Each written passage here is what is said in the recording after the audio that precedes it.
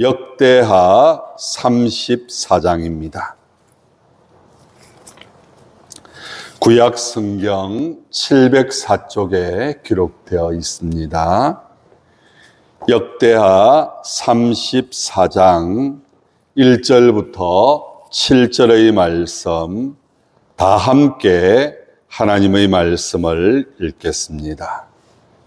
역대하 34장 1절부터 7절의 말씀을 다 함께 읽읍시다.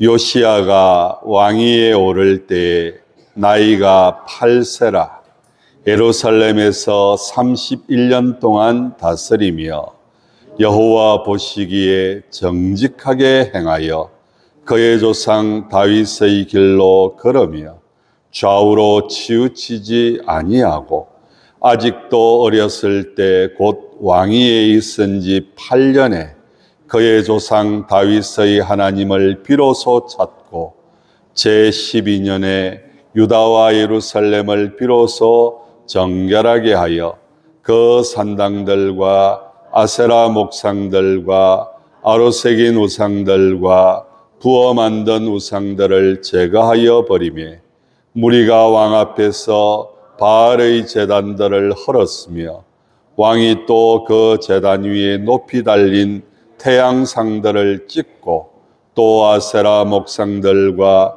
아로새긴 우상들과 부어 만든 우상들을 빻아 가루를 만들어 제사하던 자들의 무덤에 뿌리고 제사장들의 뼈를 제단 위에서 불살라 유다와 예루살렘을 정결하게 하였으며 또 므낫세와 에브라임과 시므온과 납달리까지 사면 항폐한 성읍들에도 그렇게 행하여 제단들을 허물며 아세라 목상들과 아로새긴 우상들을 빻아 가루를 만들며 온 이스라엘 땅에 있는 모든 태양상을 찍고 예루살렘으로 돌아왔더라.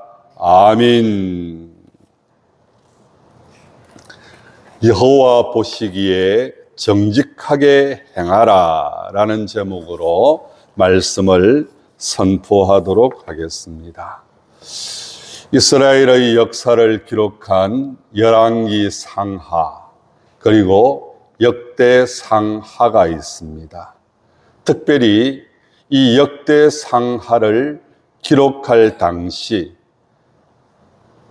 페르시아에 살고 있었던 에스라라고 하는 학자가 있습니다. 우리가 잘 알고 있는 것처럼 북왕국 이스라엘은 아수르에 의해서 망합니다. 그리고 남왕국 유다는 바벨론에 의해서 망하게 됩니다. 어떻게 됩니까? 바벨론에 포로로 잡혀가고 말았습니다. 그런 가운데에서 이 바벨론이 페르시아에 의해서도 망하게 됩니다. 그런 가운데에서 이 페르시아 지역에 있었던, 그러니까 바벨론 때부터 포로로 잡혀왔던 많은 이스라엘 백성들이 살고 있었습니다. 그들에게 이스라엘 역사를 가르쳐주고 싶었습니다. 이 나라가 어떻게 세워졌는지, 이 나라가 지금까지 누가 인도해 오셨는지, 그것을 에스라는 이스라엘 백성들이 그 지역에서 태어난 그런 사람들도 있을 것 아니겠습니까? 그래서 이스라엘 민족이 어떤 민족인지 역사를 가르쳐주고 싶어서 기록한 책이 바로 이 역대상하입니다. 그래서 이 역대상하는요, 특별히 역대상은 이스라엘의 족보로부터 시작을 합니다. 아담으로부터 어떻게 이스라엘 민족이 형성되어지게 되었는지, 우리가 이런 나라다, 이런 민족이었다, 그것을 역대기서에서는 기록을 하고 있습니다. 그래서 역대기를 읽어가다 보면 사실적인 표현들도 기록되어 있지만 특별히 왕을 평가할 때 열왕기 상하도 마찬가지인 부분도 있겠지만 오늘 말씀처럼 여호와 보시기에 정직하게 행하였다. 여호와 보시기에 악한 왕이었다. 그렇게 평가를 하는 것을 보게 됩니다. 특별히 오늘 본문에 등장하고 있는 유다왕 요시야 8살의 왕이 됩니다. 그런데 이 요시야를 평가하기를 여호와 보시기에 정직하게 행하였다. 여러분, 왜 이런 표현을 쓰고 있을까요? 왜 여호와 보시기에 정직하게 행하라고 우리에게 말씀하고 있는 것일까요?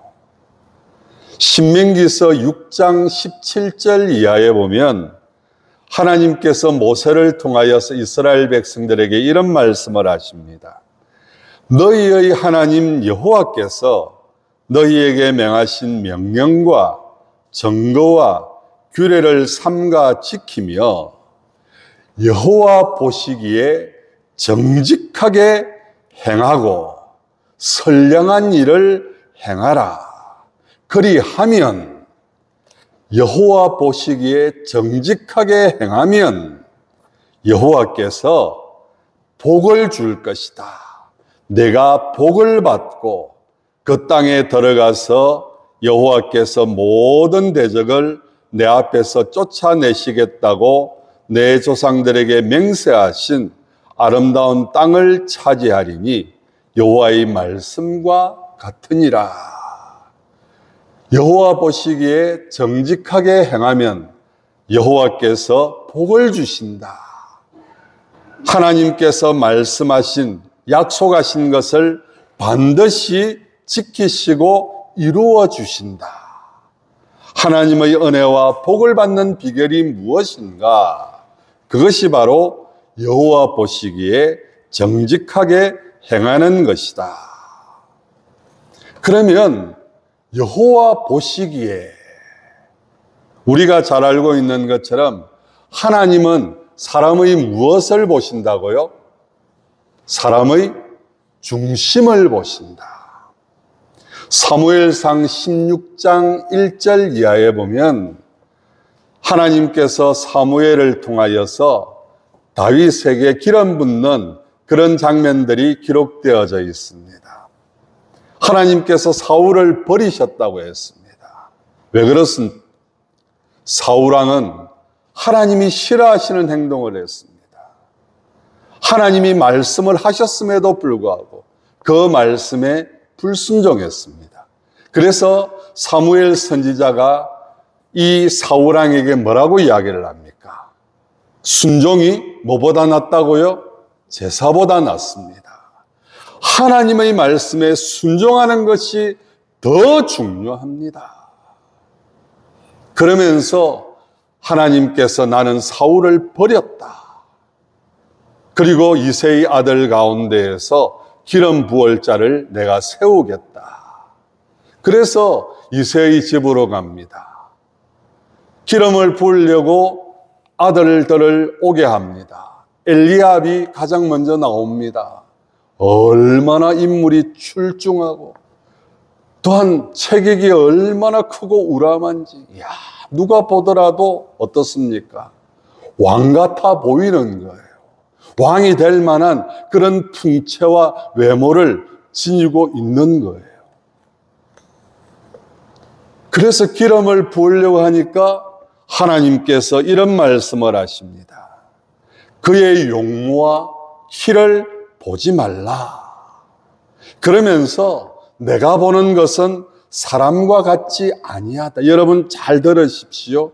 하나님이 보시는 것은 누구와 다르다고요?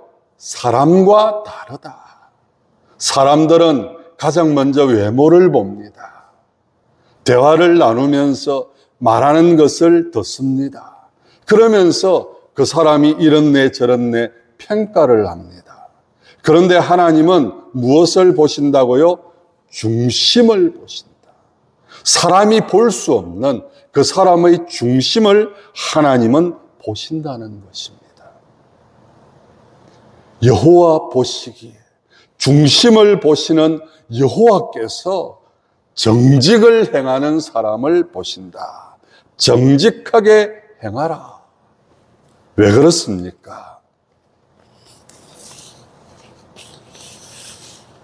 시편 25편 8절 말씀에 보니까 이렇게 표현을 하고 있습니다. 여호와는 선하시고 정직하시니. 여호와는 어떤 분이시라고요?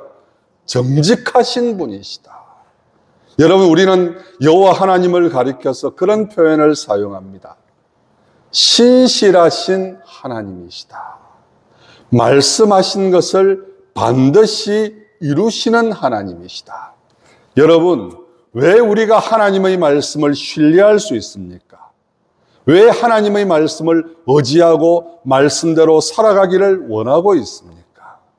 하나님은 이렇게 말씀을 하시고 그 말씀하신 것을 반드시 지키시고 이루시는 신실하신 하나님, 정직하신 하나님, 이랬다가 저랬다가 하나님은 그런 하나님이 아니시다.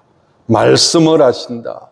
그 말씀은 하나님께서 반드시 이루시는 말씀이다. 그래서 오늘도 우리가 말씀 붙잡고 믿음으로 살아가려고 애를 쓰는 것 아닙니까? 여호와는 선하신 분이시다. 여호와는 정직하신 분이시다. 그래서 정직을 요구하신다. 정직하게 행하라. 여러분,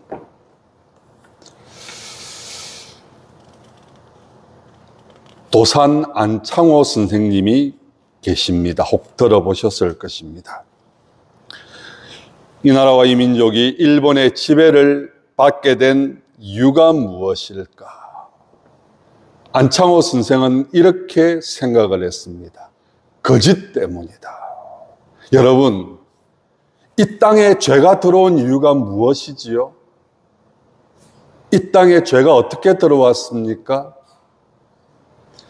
아담과 하와를 미혹한, 특별히 마귀가 뱀의 행상을 가지고 하와를 유혹을 합니다.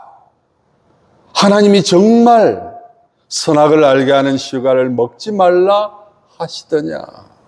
먹지 말라고 했다. 먹는 날에는 정령 죽을 것이라고 했다. 아니다. 먹으면 하나님과 같은 존재가 되기 때문에 너희들이 그 선악을 알게 하는 나무의 실과를 먹으면 하나님과 같은 그런 존재가 되기 때문에 하나님이 두려워해서 그렇게 거짓말을 한 것이다. 먹어도 상관없다. 먹으면 하나님처럼 될 수 있다. 이게 여러분 거짓이라는 거예요.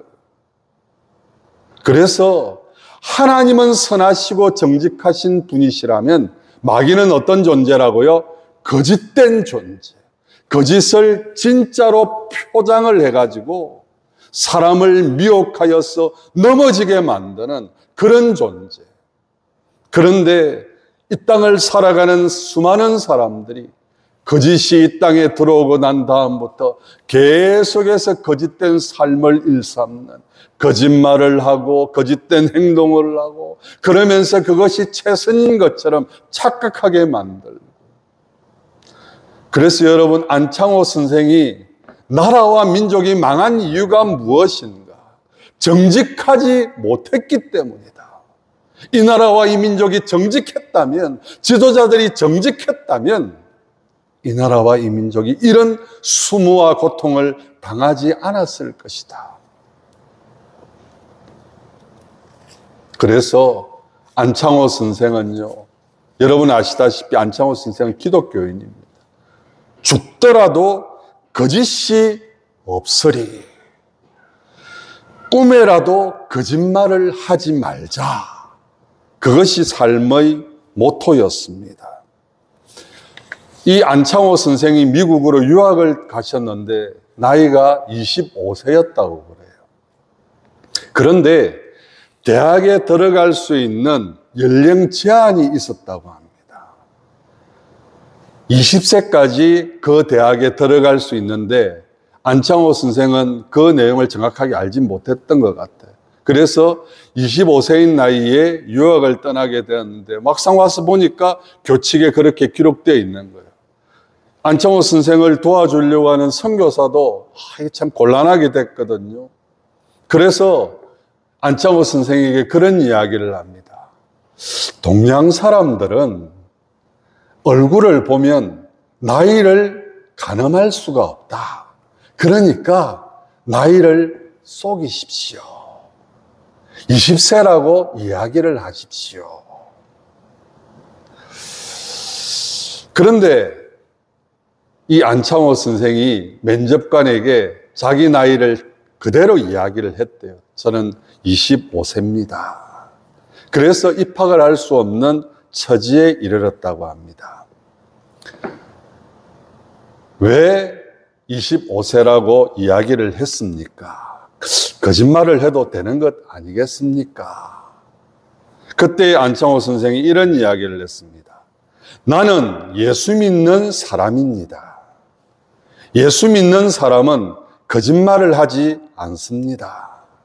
나는 코리안입니다.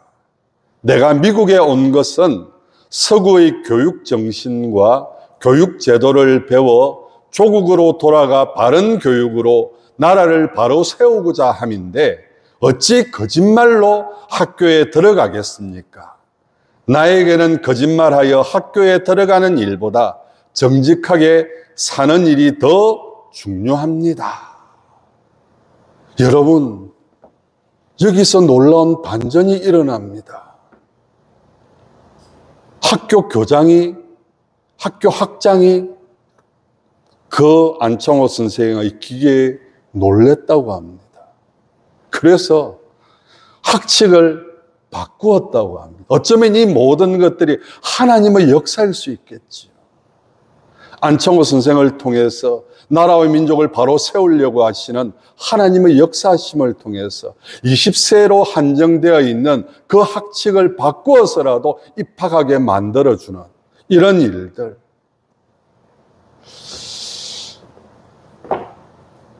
포항 쪽에 가면 한동대학이라고 하는 대학이 있습니다. 김영길 총장님, 그분이 하루는 이런 이야기를 했습니다. 한동대학교를 나온 한 학생이 대기업에 면접을 보기 위하여서 면접관에게 갔다고 합니다. 그때 면접관이 특별히 그 자리에 그 기업의 회장이 참석을 했는데 회장이 이 한동대 졸업생에게 묻습니다. 한동대를 다니면서 무엇을 배웠습니까? 여러분, 신앙생활을 하면서 무엇을 배우셨습니까? 라고 누군가가 묻는다면 여러분들은 무엇이라고 대답을 하시겠습니까? 저도 마찬가지고 이 자리에 있는 여러분들도 마찬가지겠지만 이런 말을 좀 했으면 좋겠다 하는 그런 정말 머리에 망치를 맞는 그런 느낌을 받았습니다. 이 한동대 졸업생이 그 면접관, 그 회장님 앞에서 그런 이야기를 했답니다. 한동대를 다니면서 저는 정직을 배웠습니다. 무엇을 배웠다고요? 정직을 배웠습니다.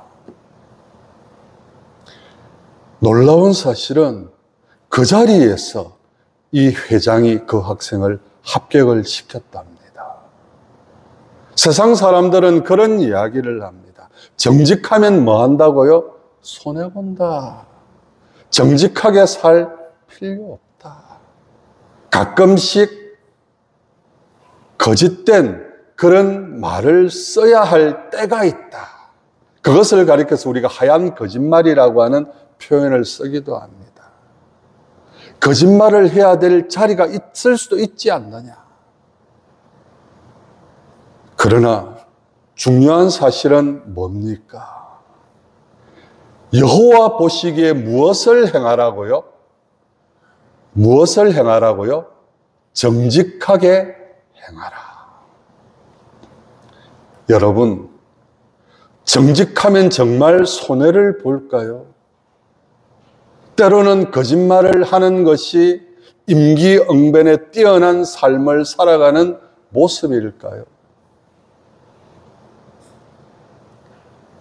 오늘 본문에 등장하고 있는 이 말씀 속의 정직은 방금 제가 말씀드린 내용과 조금 상이한 부분도 있긴 있습니다.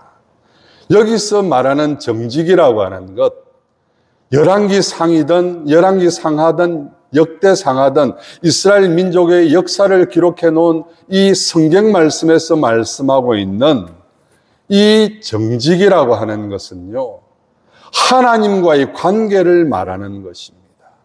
하나님 앞에서 정직한 모습, 숨김이 없는 모습. 하나님은 거짓을 알고 계십니다. 어떠한 모습으로 살아가는 것이 중심을 보시는 하나님께서 왜 모르시겠습니까? 그리고 더 나아가서 하나님만 섬기는지 아니면 우상을 겸하여서 섬기는지 아니면 하나님을 멀리하고 우상을 섬기고 있는지 다 알고 계십니다. 오늘 본문의 말씀의 내용은 무엇입니까? 요시야가 8세의 왕이 되면서 그때까지는 아직 어리기 때문에 무엇을 해야 될지 제대로 알지 못하는 그런 부분들도 있었겠죠. 그러나 왕위에 있은 지 8년에 16살이 되면서 비로소 하나님을 알게 되었습니다. 그러면서 하나님을 믿게 되면서 가장 먼저 하는 일이 무엇입니까? 왕궁에 있는, 성전에 있는, 여러분 아시다시피 이스라엘 백성들이 성전을 귀하게 여깁니다. 그런데 그 성전에 우상을 섬기는 그런 모습들이 나타나는 그런 때도 있었습니다. 심지어 어떤 왕은 성전문을 걸어 잠그고 하나님 앞에 제사를 드리지 못하도록 만드는 그런 일도 있었습니다. 그러나 이 요시야 왕은 성전을 정결하게 하고 그 성전 안에 있는 우상의 한 부분이라 할지라도 그 어떠한 우상의 잔재도 남지 않도록 모든 것을 없애버립니다.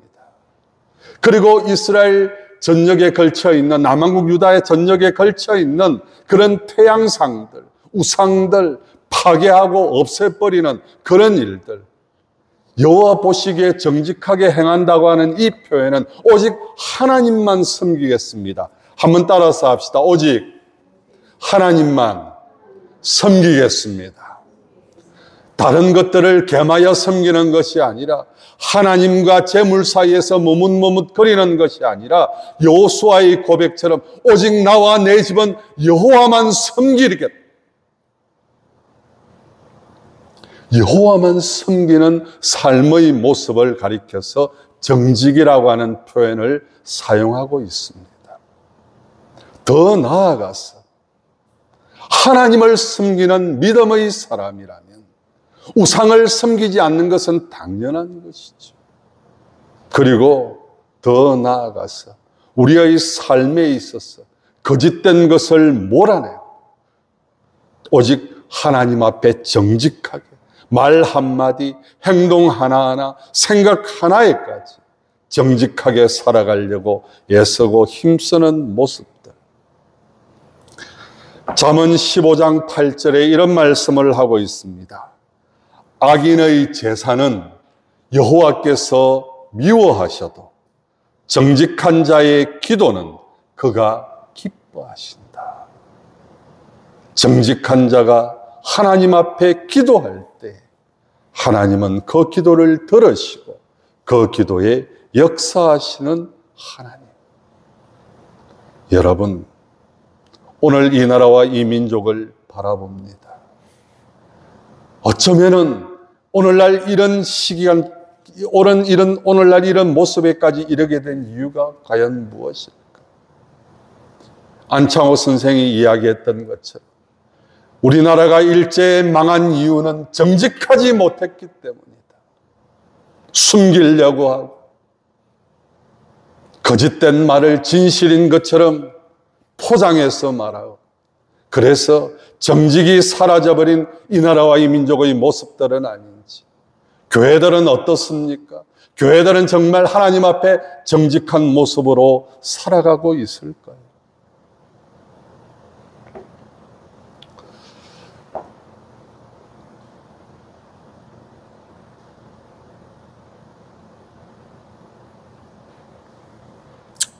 얀 후스라고 하는 사람이 종교개혁을 행하다가 화형을 당하게 됩니다. 그런 가운데서 마지막으로 이런 이야기를 하였다고 합니다. 한번 따라서 해 주십시오. 진실을 사랑하고 진실을 말하고 진실을 행하라. 진실을 사랑하고 진실을 말하고 진실을 행하라. 여러분, 정직과 진실이 우리의 삶을 사로잡을 때 어쩌면 거기에 가정의 회복의 역사가 나타나고 나라와 민족이 회복되는 역사가 나타날 줄을 믿습니다. 사랑하는 성도 여러분, 우리의 말 한마디, 우리의 행동 하나하나 정말 정직하고 진실하기를 애쓰고 힘써 나갈 때, 여호와 보시기에 정직하게 행할 때 하나님께서 분명히 약속하셨습니다. 내가 복을 받고 하나님께서 약속하신, 말씀하신 그 은혜를 누리게 될 것이다. 할렐루야. 이런 은혜와 복을 받는 저와 여러분들 되시기를 축복하면서 오늘 말씀 맺도록 하겠습니다. 기도합시다. 하나님 아버지, 어린 나이였지만 하나님을 알고 하나님 앞에 정직하게 살려고 애썼던 요시야 왕의 모습을 오늘 말씀을 통해서 봅니다. 하나님 아버지, 하나님은 우리에게 말씀하십니다. 나는 선하고 정직한 분이다. 너희도 정직하게 살아라. 진실되게 살아라. 정직한 자의 기도는 내가 반드시 응답하여 주겠다고 약속하신 그 약속을 늘 기억하게 하시고 우리의 생각, 우리의 말, 우리의 행동 하나 정직하고 진실된 삶을 살아갈 수 있도록 도와주시옵소서. 예수님 이름으로 기도드리옵나이다. 아멘.